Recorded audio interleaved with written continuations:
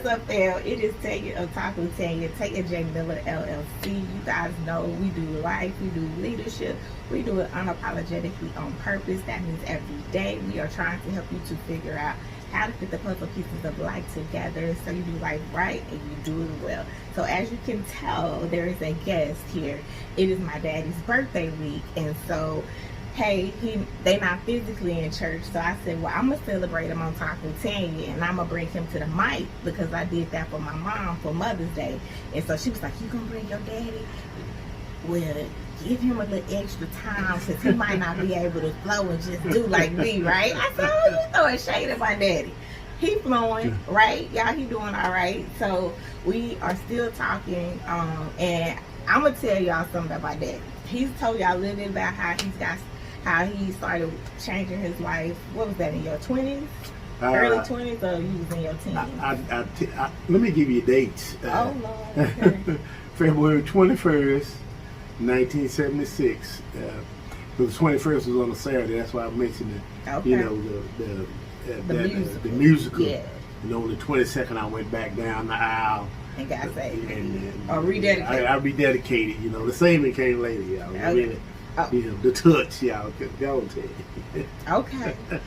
But before that time, y'all, okay, so his mom, who we are all called Madia, she's been long gone. She probably passed when I was 1997. Yeah, I was like a freshman in high school or something like that. And she was a different type of a grandmother. Madia was, I'm just telling y'all, yeah. She was different. Yes. And even though she was different, aka my mother did smoke them little skinny black and white cigars, and she did stuff, and she would cuss you out, and she would still go to church. She would. Yeah. Yes.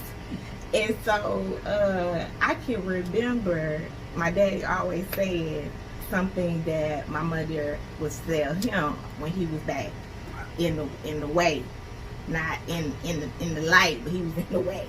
And she would always tell him, a carload full of boys ain't headed for nothing but trouble.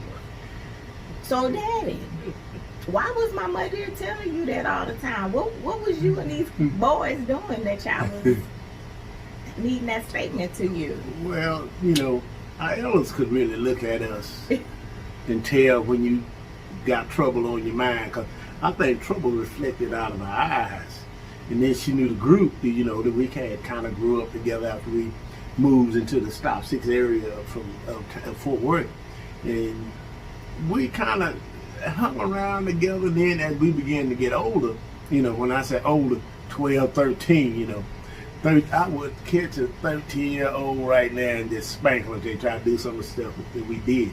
But Mama knew somehow or another. Mothers, parents know, and that's what children think. Their parents don't know. How you know? Well, God instructs them. After all, He is putting them in charge of our lives. You know, train up a child in the way that he should go. So they know because they get their instructions from God when we are doing wrong, or even when we thinking wrong. You know, y'all listen. When we thinking wrong, they done thought ahead of us because God has forewarned them. But anyway, we would do stuff. We would go out, you know. 13-year-old, you ain't got no business in the club. But we were there. But at the juke joint. Yeah, that's yep. The band and all that stuff. But I looked older at that time, so I could hang around with 17, 18-year-olds. Well, Mama would say, you know, well, where you going?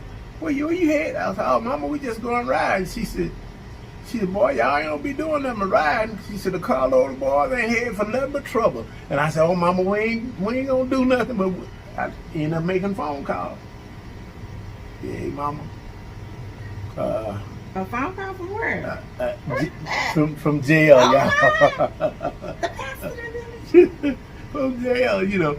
He got in trouble, y'all. Got in what? trouble.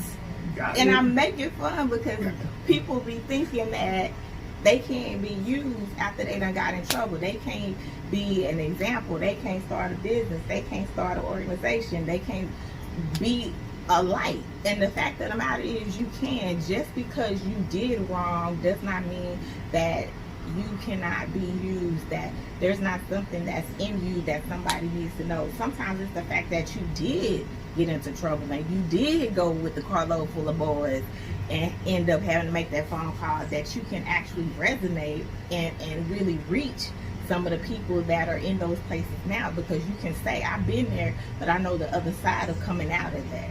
Right? Would you say the same thing? Absolutely, and after, a few run-ins, and I never got serious, and, I escaped, and most guys my age, they done been to prison, the guys that I know, they've been to prison. I said, the only way I escaped, I said, it was God's provision in my life. God had a plan, and if I had not yielded when God called me through my sister and then preserved me through my wife, if had not I listened in and don't tell them what my life would be, if I would be alive. But due to the fact that God put those people and I took advantage of what God had put in front of me, I yielded, I gave ear to the Spirit, then that put me in a position of where I am today. And now I can talk to somebody and tell them, hey man, you don't need to do that, there's another way, and you make mistakes and God will forgive, matter of fact, people will forgive you, but you can't consistently go down that same road and then expect people to respond, in ways of gifts and giving and mercy. You got to make up your mind.